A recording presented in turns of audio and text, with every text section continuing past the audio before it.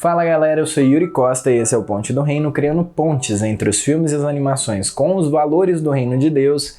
E seguindo a vibe do vídeo passado, eu trago mais uma animação japonesa aqui para o canal, dessa vez Princesa Mononoke, um clássico dos estúdios Ghibli de 1997, que está disponível na Netflix, caso você queira assistir. Só não esquece de deixar o like no vídeo, se inscrever no canal, ter certeza que o seu sininho tá ativo para você receber notificação quando sai vídeo novo por aqui. E agora sim, bora criar algumas pontes com Princesa Mononoke, que é um título muito estranho porque não tem nenhuma princesa nesse filme, muito menos alguém chamado Mononoke, mas enfim. A história do filme, na verdade, é sobre um garoto chamado Ashitaka, que é um guerreiro valente da tribo dele, e o filme começa com ele defendendo a sua tribo de uma espécie de um demônio que vem atacá-los. Ele consegue combater esse demônio e descobre no processo que na verdade era um javali imenso tomado por um ódio mortal. Só que no meio desse processo dele derrotar o javali, ele acaba sendo marcado no braço com esse mesmo ódio, que acaba sendo uma espécie de maldição sobre ele. A infecção vai se espalhar por todo o seu corpo, causar grande dor e matar. Assim, ele está fadado a ser consumido por esse ódio e morrer. Com o destino dele já certo, ele resolve então seguir em viagem para muitos quilômetros distante dali onde ele mora, para descobrir de onde veio aquela maldição e se tem algum jeito de resolvê-la. E quando ele chega lá distante, ele acaba conhecendo um povo que está em guerra. Nesse lugar tem uma vila de ferreiros que eles conseguem produzir armas de fogo, que são muito poderosas, e elas são invejadas pelos samurais de Asano. Então eles estão sempre ali em guerra, brigando uns com os outros por causa desse recurso.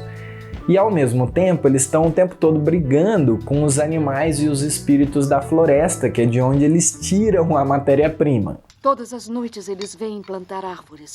Tentam restaurar a floresta da montanha. Espere, me ajude a matar o espírito da floresta. Teria coragem de matar o coração da floresta? Sem aquele deus antigo, esses animais aí não passam de feras irracionais. Quando a floresta for devastada e os lobos se afastarem, este lugar será a terra mais rica do mundo. O Ashitaka chega nessa situação toda aí, então, como um mediador do conflito. Ele está tentando evitar que qualquer um desses lados tente justificar sua vingança e dar continuidade na guerra. No fim, alguns caçadores se aproveitam de todo aquele caos para tentar caçar o grande espírito da floresta, que era uma espécie de divindade da vida e da morte.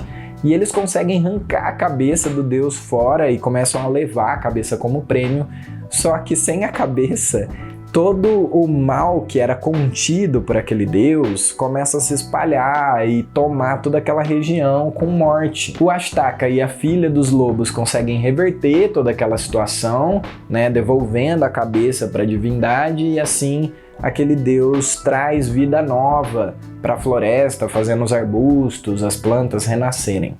O grande espírito faz as flores brotarem. O povo da Vila do Ferro parece que aprendeu a lição e começa a respeitar mais a natureza, e o Ashitaka consegue se livrar assim daquela maldição, do ódio que o consumiria. Essa é basicamente a história do filme, né? Mas vamos para as pontes. Para mim, a maldição em si mesmo é uma clara ponte com o pecado, porque ela vai tomando o coração das pessoas e aos pouquinhos dominando elas com ódio, caos, tristeza, guerra, morte, e vai se alastrando e destruindo tudo por onde ela passa. E não tem nada que a gente possa fazer por nós mesmos para resolver o problema. A gente tá fadado a morrer. E não há meio de impedirmos isso? Não pode alterar sua sina, príncipe. No entanto, você tem um meio de tentar, se quiser. Mas existe um Salvador, um Deus, né, que tem poder sobre a vida e a morte, e que se a gente for até ele, a gente pode ser curado do domínio do pecado. Eu gosto muito também de como eles colocam a missão pro Ashitaka, né? A missão dele era encontrar a origem da maldição e ver a situação com olhos desanuviados. O seu destino é ir até lá e ver com os olhos desanuviados de ódio. Para ver com os olhos desanuviados, sem ódio. Olhos desanuviados? E ele faz isso mesmo, tá? Ele não toma partido nenhum, nem pela floresta, nem pelo povo da Aldeia do Ferro. Ele consegue ver toda a situação sem preconceitos. E assim ele consegue perceber que a questão não é que lado tá certo ou que lado tá errado, mas que o conflito em si é o grande problema. Como diz um dos leprosos da Vila do Ferro pro Ashtaka, o mundo todo tá amaldiçoado e precisa de salvação. A vida é sofrimento, é dura.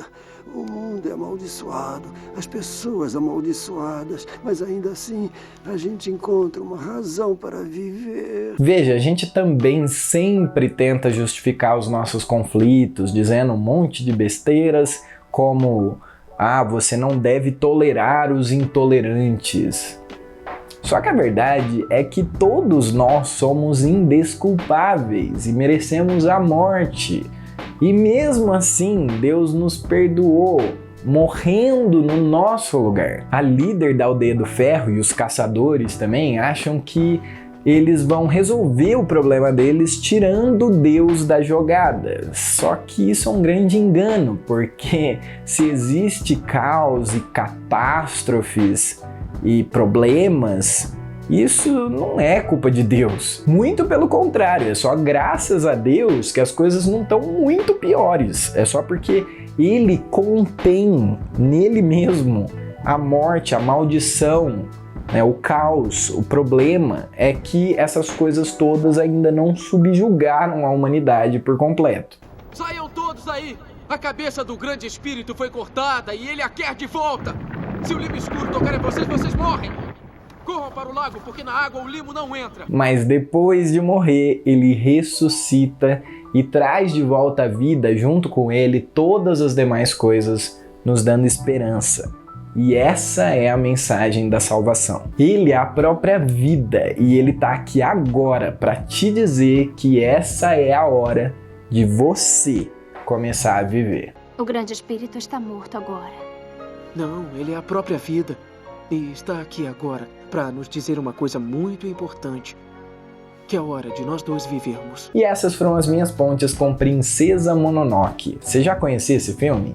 Sigam o Ponte do Reino também nas redes sociais, compartilhe o canal por lá com seus amigos e, claro, bora criar pontes, porque Deus também fala com a gente através dos filmes e das animações.